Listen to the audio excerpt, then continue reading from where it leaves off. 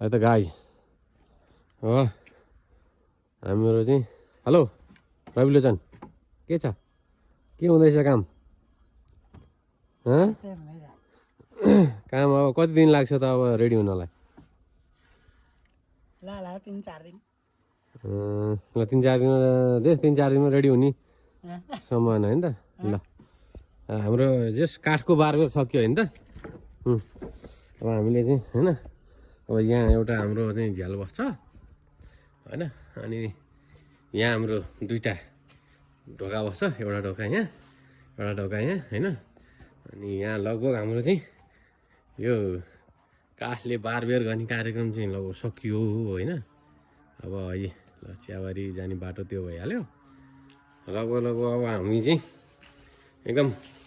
आज चाहिँ अब बेड बनाउने तयारीमा छौँ होइन 4वटा बेड बनाउने तयारी छ हाम्रो दुईवटा एउटा रुममा दुईटाको दरले यताबाट चाहिँ तर यो चाहिँ तपाईँहरू नसोच्नु होला कि यो के अरे ओहो कस्तो चाहिँ पाल देखिएको के कसो भन्ने कुरो सोच्नु होला तर यहाँ चाहिँ अब जस्तो यहाँबाट चाहिँ एउटा फेरि प्लाइ बस्छ है यहाँबाट चाहिँ सर यहाँ प्लाइ बस्छ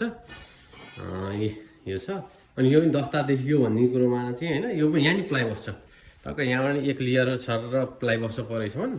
अनि त्यसपछि यो माथिको पनि अब यसो हेर्दाखेरि अब पल पनि छ चुइएला पानी चुइएला भन्ने समस्या हुन्छ भने तपाईँलाई त्यस्तो लाग्छ त्यो पनि होइन है फेरि किनभने माथि दफ्ता टालिन्छ अनि त्योभन्दा तल चाहिँ एक लेयर भनौँ न अब यहाँबाट फेरि एक लेयर चाहिँ यहाँ माथि पनि एउटा भनौँ होइन फल सिलिङ बस्छ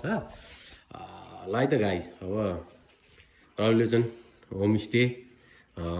स्पेसली चाहिँ यो के भन्छ जाल्पादेवी सामुदायिक होमस्टे भनेर पनि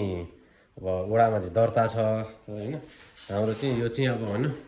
जाल्पादेवी होमस्टेको अन्तर्गतको चाहिँ रविलोचन होमस्टे हो है त गाइस ल ओपनिङ कमिङ सुन